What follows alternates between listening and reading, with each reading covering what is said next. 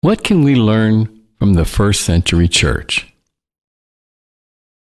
The Western world has the story of Jesus Christ embedded in its culture and its history. The 4 accounts of his life in the New Testament are among the most well-known books in the world today. But what of the events that followed his life, his teachings, his death, resurrection, and ascension to heaven? Today, I would submit that the second volume of this story, that began in Luke's Gospel, has the potential of shaking modern Christianity down to its foundations. In our Bibles, this book is entitled Acts, or the Acts of the Apostles.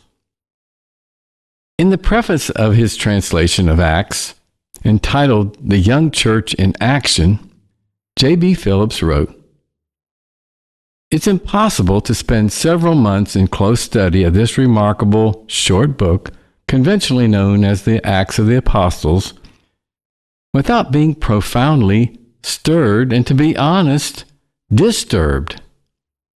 The reader is stirred because he is seeing Christianity, the real thing, in action for the first time in human history.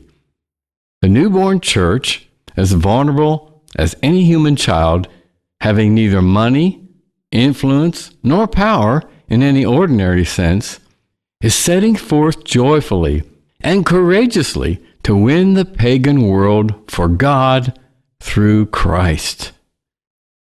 The young church, like all young creatures, is appealing in its simplicity and its single-heartedness. Here we are seeing the church in its first youth, valiant and unspoiled, a body of ordinary men and women joined in an unconquerable fellowship never before seen on this earth. Yet, we cannot help feeling disturbed as well as moved, for this is surely the church as it was meant to be. It is vigorous and flexible, for these are the days before it became fat and short of breath through prosperity, or muscle-bound by over-organization. These men did not make acts of faith, they believed. They did not say their prayers, they really prayed.